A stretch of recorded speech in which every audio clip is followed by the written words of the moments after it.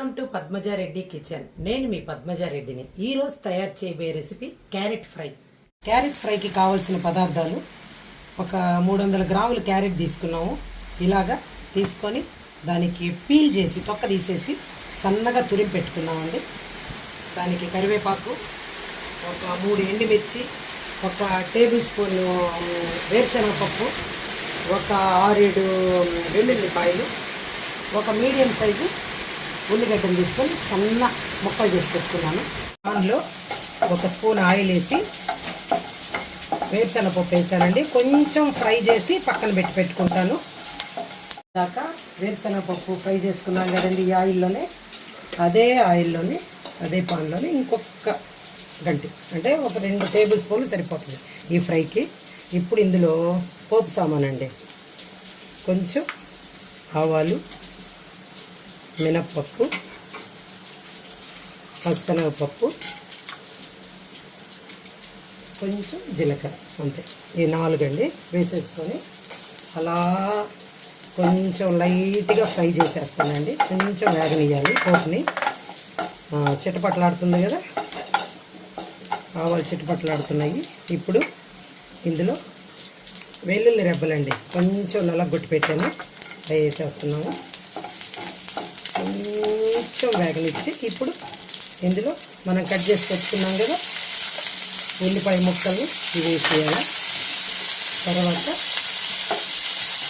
ఇందులోనే ఒక 3 పచ్చిమిర్చి, 3 ఎండుమిర్చి అండి, 3 ఎండుమిర్చిని అలా ముక్కలు చేసి పెట్టాను, వేసేస్తున్నాను.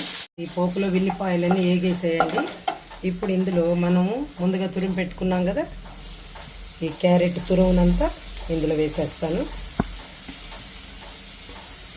వేసేసి కొద్దిగా కలుపుకుంటా ఇందులోనే ఇప్పుడే ఇదంతా సిమ్లో పెట్టుకున్నానండి.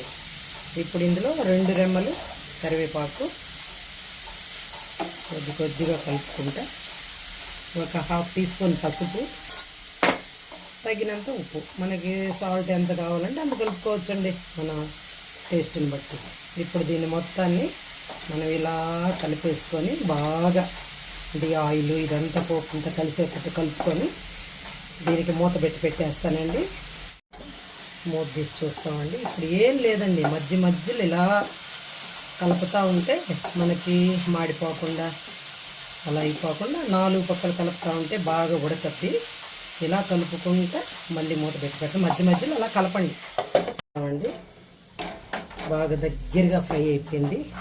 ఇప్పుడు ఇందులో మనం ముందుగా వేయించి పెట్టుకున్నాం కదండి వేరుశనగపప్పుని వేసి బాగా కలిపేసుకోవాలి. ఏం లేదండి, ఈ ఫ్రై తినేటప్పుడు అక్కడక్కడ వేరుశనగపప్పు తగులుతూ ఉందనుకోండి పంటి కింద, చాలా బాగుంటుంది టేస్టీగా. ఇందులోనే కొంచెం ఫైనల్గా కొత్తిమీర, ఇది ఉంటేనే కదండి టేస్ట్ కలరు బాగుంటుంది.